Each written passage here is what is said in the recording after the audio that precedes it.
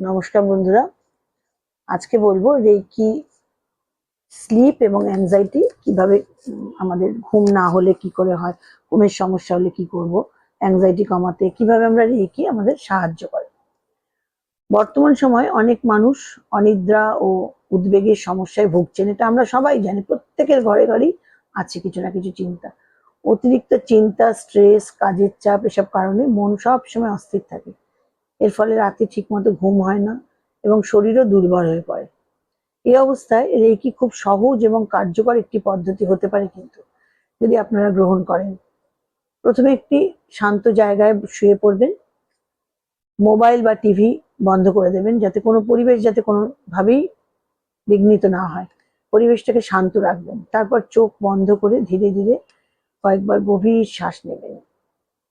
এরপর মনে মনে ভাবুন, আমি এখন রেকি এনার্জি গ্রহণ করছি, যা আমার মন ও শরীরকে শান্ত করছে। এবার নিজের দুই হাত মাথার উপর বা কপালের উপর রাখুন। তারপরে 2 থেকে 3 মিনিট সেখানে রেখে দিন। এরপর হাত আপনার বুকের মাঝখানে আনুন, হার্ট চক্রে আনুন।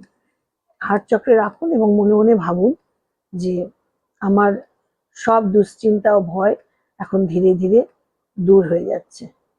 আমি যত রেকি করছি, আমার ধীরে ধীরে ভয় এবং দুশ্চিন্তা দূর হয়ে যাচ্ছে।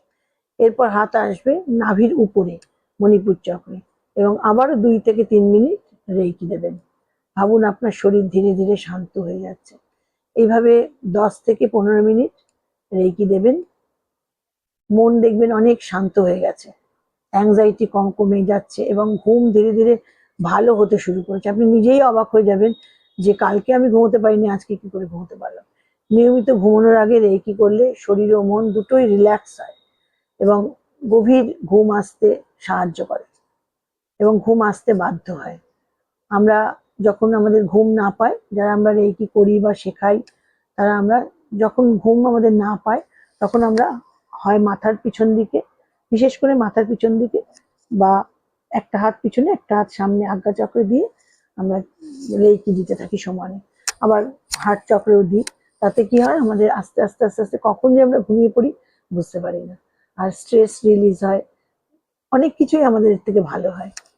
ভালো থাকবেন, সুস্থ থাকবেন।